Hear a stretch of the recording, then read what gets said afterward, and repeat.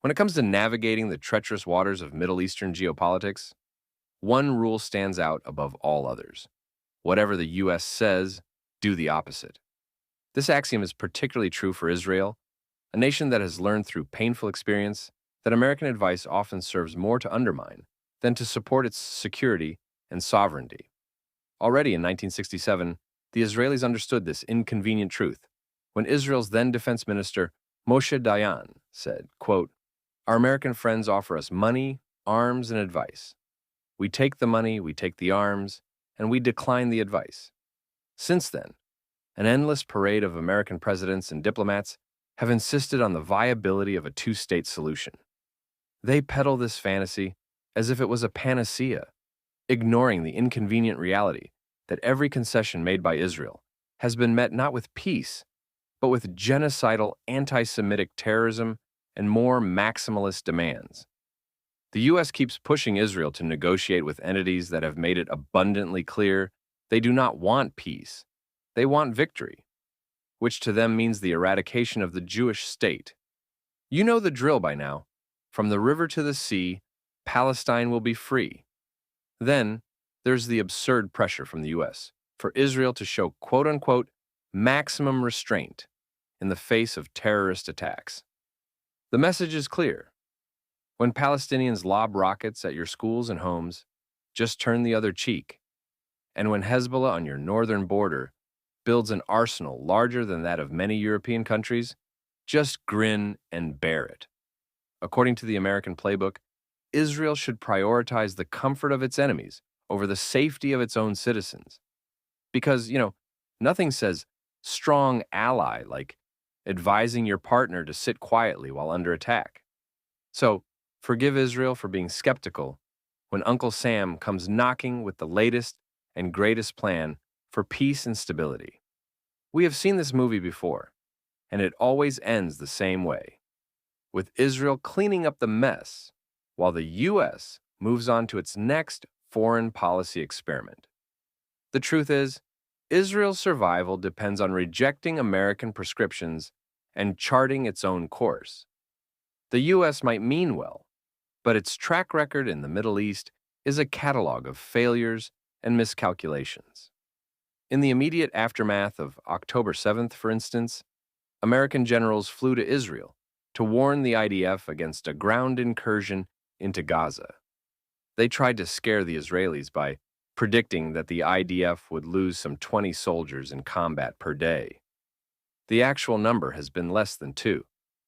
Since early 2024, the U.S. has been overwhelmingly working to impose a ceasefire in Gaza, politicizing the hostages as a result, instead of allowing Israel to finish off Hamas and Palestinian Islamic Jihad in the Strip. Israel's unwillingness to prematurely end the war in Gaza seems to have been a major step in the right direction. Late last week, Israel's Khan public broadcaster reported that the IDF said Hamas's military wing has been defeated, and the group is now functioning merely as a guerrilla organization. Since Hezbollah in Lebanon joined the war just a day after the Hamas-led massacres and kidnappings in Israel on October 7th, the U.S. has been trying to construct a so-called diplomatic solution to Hezbollah massing on Israel's northern border, which has led to some 60,000 Israelis being left homeless in their own country in justifiable fear that these Lebanese terrorists will try to reenact the October 7th onslaught. After more than 10 months of American and French initiatives completely failing to produce any workable solution, Israel has finally taken the situation into its own hands, increasingly decimating Hezbollah throughout Lebanon and even Syria. In less than a month's time, the achievements have been incredible and even unprecedented.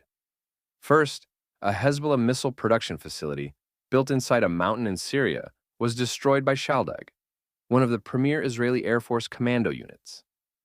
Then the pager and walkie-talkie attacks against Hezbollah operatives that injured thousands of them and rendered some 500 blind in a single day.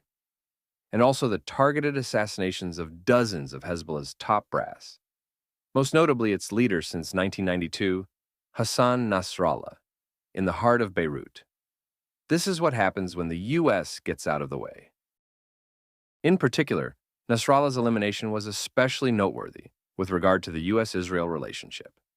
According to reports, Israeli Prime Minister Benjamin Netanyahu deliberately decided against informing U.S. officials about Israel's plans to move forward with the assassination attempt, in presumption that the Americans would try to veto it, muddled by their scurrying attempts to find a so-called off-ramp that will first and foremost prevent further escalation in the fighting between Israel and Hezbollah, even though further escalation bodes well for Israel and not so well for Hezbollah. The U.S. even went as far as trying to announce a 21-day ceasefire between Israel and Hezbollah, which could help in a quote-unquote diplomatic resolution, totally ignoring that the previous 330-plus days of efforts to reach a diplomatic resolution between the two parties were resoundingly unsuccessful. Speaking to reporters in New York about Israel and Hezbollah last Friday, top U.S. diplomat Antony Blinken said, quote, "The choices that all parties make in the coming days will determine which path this region is on, with profound consequences for its people now, and possibly for years to come."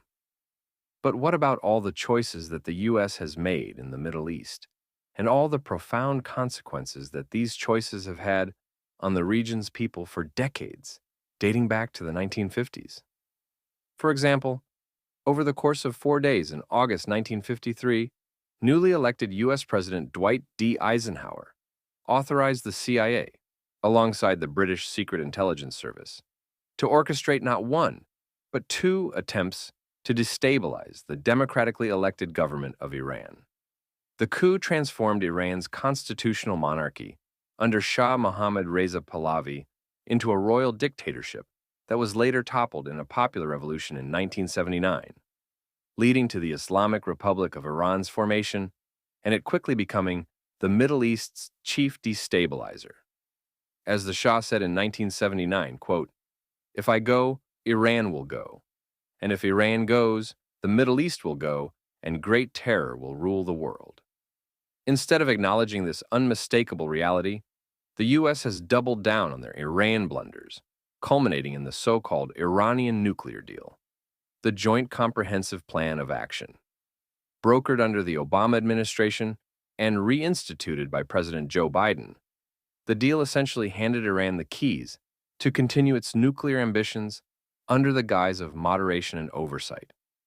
It lifted sanctions, flooded Tehran with billions of dollars in unfrozen assets, and yet somehow, people are still surprised that Iran continued its destabilizing activities across the Middle East. Iran did not suddenly become a benevolent player in the region because of this deal. Instead, they used the financial windfall to bolster their proxies, from Hezbollah in Lebanon to Hamas in Gaza and the Houthis in Yemen. Iranian-backed militias in Iraq have only grown stronger, undermining U.S. interests and regional stability. The notion that Iran would adhere to any agreement without pursuing its hegemonic ambitions is laughable. The Islamic Revolutionary Guard Corps continues its operations unabated, spreading chaos and challenging U.S. allies at every turn, while emboldening Iran and fundamentally shifting the balance of power in the Middle East. Traditional U.S. allies, like Saudi Arabia and Israel, find themselves in a precarious position, needing to counter an emboldened Iran while questioning the reliability of American support. Moreover, the Biden administration's eagerness to re-enter the Iranian nuclear deal without demanding stricter conditions or addressing Iran's ballistic missile program and support for terrorism is nothing short of capitulation. It is a clear signal to Tehran: keep pushing, and we will keep conceding. This policy of appeasement does not just fail to prevent conflict, it virtually guarantees it by signaling weakness and unwillingness to confront malign behavior. Last week, an article by the former Ukrainian defense minister was published in The Guardian, in which he pointed out what has already been written before and said by many more important people. The Americans are not providing their Ukrainian allies with the ammunition required to win the war against Russia, the sworn enemy of the United States. Instead, the Americans transfer just enough ammunition to Ukraine to reach a situation where it does not lose, preferring to exhaust the Russians with small blows, which ultimately means exhaustion of the Ukrainians.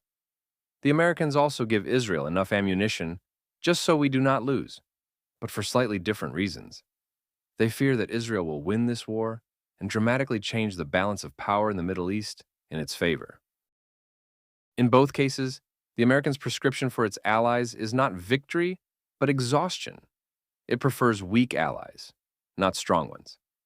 After all, a strong Israel is an obstacle on the way to realizing the dreams of the Biden administration, such as forging a quote-unquote new Middle East, where Iran is a regional player. According to this horribly naive view, strengthening Iran will make it moderate and become a more positive and cooperative factor.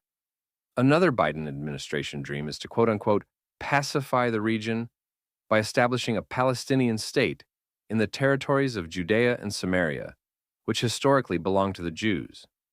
At the same time, an overwhelming victory for Israel over Hezbollah will weaken and isolate Iran, push more Sunni Muslim countries into peace agreements with Israel, and create a Middle Eastern reality far different from the one sketched out in the USA State Department. Of course, many in the crowd will point to the quote-unquote record-breaking $38 billion military aid package for Israel that Obama signed in 2016 before he left office. But what they don't know or won't tell you is that all U.S. military aid to Israel, other than loan guarantees, is comprised of credits that go directly from the Pentagon to U.S. weapons manufacturers.